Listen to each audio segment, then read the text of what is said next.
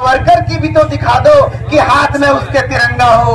एक फोटो तुम हेड गवार की हाथ की दिखा दो कि उसके हाथ में तिरंगा हो। एक फोटो तुम उसकी भी दिखा दो जिस श्यामा प्रसाद मुखर्जी की तस्वीर लगाते हो, उसके हाथ में भी तो एक तिरंगा वाली फोटो दिखा दो। नहीं दिखा सकते हैं। ये तो थोड़ा बहुत बाल दिख रहा है, इसमें थोड़ा बहुत बाल दिख रहा है, लेकिन ये भी नहीं था बाल। ट्रीटमेंट चलाने के बाद से 4-5 महीना बाद ये सब बाल दिखने लगा। क्या आप गंजेपन से, बालों का झड़ना, टुनकी आदि से परेशान हैं? अगर हाँ, तो आज ही संपर्क करें फरीदी हेयर क्लिनिक, दरबार सिनेमा के ठीक सामने, मेन रोड, सिवान।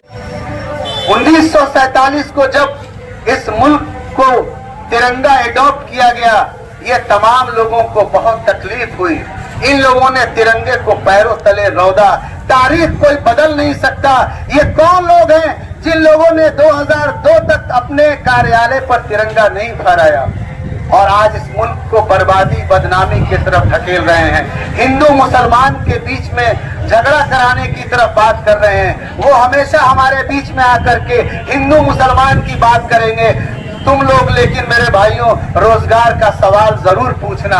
वो हमारे सामने मंदिर मस्जिद की बात करेंगे, तुम उनके सामने महंगाई का सवाल जरूर पूछना कि कफन पर जीएसटी क्यों लगाया, जरूर पूछना कि दूध पर जीएसटी क्यों लगाया, जरूर पूछना कि पनीर पर जीएसटी क्यों लगाया, जरूर पूछना कि दही पर जीएसटी क्यों लगाया। इस निकम्मी सरकार से अगर कुछ नहीं होता है तो मैं कहता हूं कि कुर्सी है तुम्हारा, ये जनाजा तो नहीं है। कुछ कर नहीं सकते तो उतर क्यों नहीं जाते? तो ये हुकूमत निकम्मी हुकूमत है, इस मुल्क के ताने बाने को तोड़ने पर आमादा है। क्यों ना हो? इनके आका जो थे अंग्रेज थे, और ये कौन है? अंग्रेजों के वफादार थे। अंग्रेजों की भी पॉलिसी थी डिवाइड एंड रूल, बांटो और राज करो, और इनकी भी जो पॉलिसी है डिवाइड एंड रूल। ये अब डिवाइड एंड रूल कर रहे हैं, लेकिन अब देश जाग चुका है।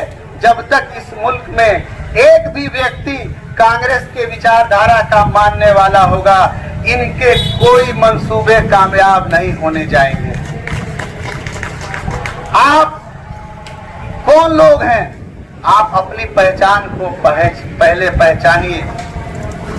इस मुल्क का जो तिरंगा है, इस तिरंगे के बनाने वाले आप लोग। इस तिरंगे की बुनियाद किसने रखी? थोड़ा समय आप लोगों को बता रहा हूं, चूंकि नौजवान यहां पर हैं। पिंगली वेंकैया ने सबसे पहले कांग्रेस का झंडा बनाया, जो तिरंगा था, लेकिन उसके अंदर चरखा था, बापू का चरखा था। फाइनल जब फ्लैग कमेटी के द्वारा जब झंडा अप्रूव हुआ तो बात हुई कि नहीं, इसके अंदर कुछ दूसरा एम्बलम होना चाहिए।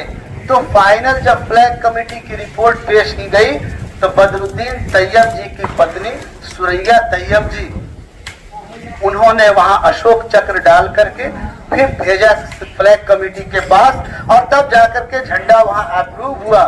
इस मुल्क को बनाने में, इस मुल्क के झंडे को बनाने में जब हिंदू और मुसलमान बराबर के हिस्सेदार हैं, तो ये भाजपा के लोग हमको आपस में लड़ाने के लिए अगर कामयाब हो रहे हैं तो ये हमारी नाकामी है। हमें अपना हिसाब देखना पड़ेगा। हम अपनी खुदगर्जी को जरूर आगे कर रहे हैं। अगर हम अपनी खुदगर्जी को आगे नहीं करते तो ये किसी भी कीमत पर आज अभी तक इस मुल्क पर काबिज नहीं रहते। भाइयों, अपनी खुदगर्जी से हमें बाहर निकलना पड़ेगा। ये मुल्क जो है अब अपने तमाम नौजवानों से वक्त मांग रहा है। ये मुल्क आपको क्रांति के लिए आवाज दे रहा है। अब न समझोगे तो मिट जाओगे हिंदुस्तान वालों, तुम्हारा नाम भी ना होगा कहीं दास्तानों में। तो तुम खड़े हो जाओ। इस मुल्क पे एक तानाशाह बैठा है। ये कौन सा तानाशाह है जिसको डेमोक्रेसी में यकीन नहीं है, जो कि ईडी को, सीबीआई को, पुलिस को अपने विपक्षियों की तरफ ठेल देता है आवाज को दबाने के लिए। कभी आपने पूछा कि हर जिला में जमीन कब्जा करके भाजपा का जो कार्यालय बना वहां ईडी कब जाएगी? आप नहीं पूछते हैं। क्यों नहीं पूछते हैं? एक तरफ हमारे हैदराबादी बिरयानी मौलाना घूम रहे हैं और एक तरफ इनके साहबजादे घूम रहे हैं। आप बिरयानी में मौलाना के मुशायरे में खुश हो जा रहे हैं। वाह वाह वाह, क्या अच्छी तकरीर करती है। अरे साहब, नज्म, गजल और तकरीर सुनने में अच्छी लगती है। एक नज़म और एक मुशायरा जब रात भर सुनिए तो लगता है कि फिलिस्तीन पर कब्जा हो गया, लगता है कि हिंदुस्तान पर हुकूमत आ गई। लेकिन जैसे ही मुशायरे का शामियाना खत्म होता है हमको हकीकत में जिंदा रहना पड़ता है। इन मुशायरे बाजों के चक्कर में ना आइए। ये खूबसूरत देश है, ये हिंदू और मुसलमान दोनों का मुत्तहदा तहजीब और सकाफत को जीने वाला मुल्क है। इस मुत्तहदा तहजीब और सकाफत को जिंदा रखने का जितना फर्ज हिंदू पर है उतना ही फर्ज मुसलमान पर है, जितना फर्ज मुसलमान पर है उतना ही फर्ज हिंदू पर है। इसलिए कि इस मुल्क पे अभी बहादुर शाह जफर की बात हो रही थी। बहादुर शाह जफर के सामने रंगून में जब उनके सामने नाश्ता पेश किया गया, उन्हें भूख लगी तो उनके सामने थाली में तश्त में मखमल के गिलाफ के शक्ल में नाश्ता पेश किया गया। जब नाश्ता पेश किया गया और खादिमा ने जब नाश्ते का गिलाफ हटाया तो उनके शहजादे के सर थे। तो लोगों ने पूछा कि हुजूर आला ये क्या किया इन लोगों ने? तो क्या कहा उन्होंने? इस मुल्क का जो नौजवान है अपने बाप के सामने ऐसे ही सुरखरू होकर के सामने आता है। पशेमानी नहीं थी अपने बेटे के कुर्बानी पर, फख्र था। आप फजले हक खैराबादी को याद कीजिए। ये कौन फजले हक खैराबादी? वो जिस काला पानी के लिए सावरकर ने 6 बार माफी मांगी थी, उसी फजले हक खैराबादी की मैं बात कर रहा हूँ कि अंग्रेजों के खिलाफ जिहाद का फतवा दिया फजले हक खैराबादी ने।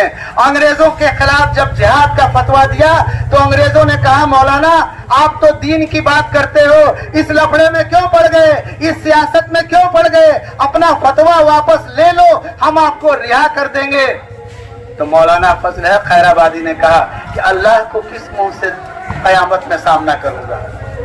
ये दीन क्या कहता है? हक की बात कहता है। मौलाना ने कहा कि अपने मुल्क पर मर मिटना ही ईमान की दलालत है। मौलाना ने कहा कि मुल्क अभी जिहाद मांग रहा है और इस्लाम अपने मुल्क के लिए आवाज उठाने वाला मजहब है। और मौलाना ने फतवा वापस नहीं लिया और आखिरी दम तक उसी काला पानी की सजा में वहीं दफन हो गए, वहीं खत्म हो गए। और ये सावरकर जिसको कि लोग भारत रत्न देने की बात कर रहे हैं, 6 बार माफी मांगने की बात किया इन्होंने और रिहा हो गए। 60 रुपया पेंशन पाते थे। हमें अपने आबाओ अजदाद को याद करना पड़ेगा, हमें अपने बुजुर्गों से सीखना पड़ेगा, हमें अपनी कुर्बानियों को दोबारा जीना पड़ेगा। आज मुल्क फिर कुर्बानी मांग रहा है। मैं एक डॉक्टर हूँ, मेरा बहुत बड़ा अस्पताल है, मेरे यहाँ बहुत भीड़ लगती है।